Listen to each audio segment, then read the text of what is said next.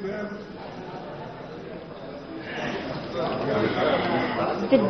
Dentist Amendment Bill 2006 is brought before the August House to replace an ordinance promulgated by the government on 24th May 2006, 16 to amend Dentist Act 1948.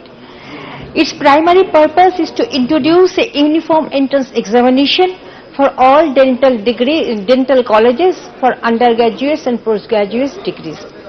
Sir, with one stroke of power, the Supreme Court has taken away the rights of the states to hold the undergraduate medical examination to MBBS and BDS admission.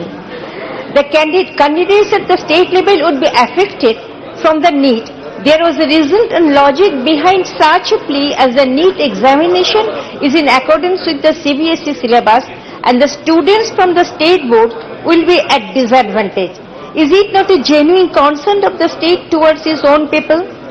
As the House is aware, the Dentist Act provides for the constitution of Dental Council of India to regulate permission to start colleges, courses or increase the number of seats, registration of dentists and standards of professional conducts of dentists, etc.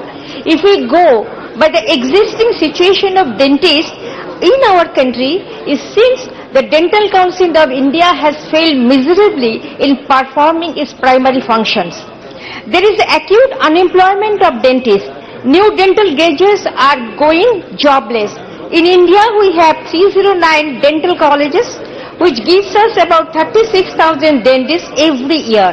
This figure was much higher. In 2010, 30,517 dentists, whereas in 1970, we get to see only 88,000 dental students, graduates annually.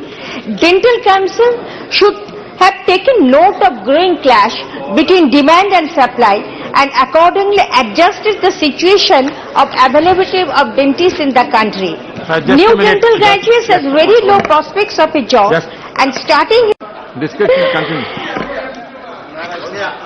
New dental graduates has very low prospects of a job and starting his own practice cost him very much apart from space and infrastructure.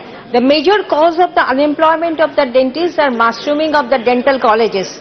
Dental Council should have regulated dental colleges keeping in mind the demand and supply of the dentists. It has failed to do so. The Honourable Minister may respond to the prevailing scenario of dentists in the country. In the end, I would like to strongly urge the Ministry to streamline the dental education, keeping in view the demand and ensure that those who pass out of dental graduates are provided with us. As I am in medical profession, I can understand the pain and anguish of those dental graduates who pass and are jobless. Instead, we request the Honourable Minister to consider the rather odd situation in which dental graduates are placed at present junction and accede to my request. And last, sir, NCI and DCI should be an autonomous body. This is my request. Thank you, sir.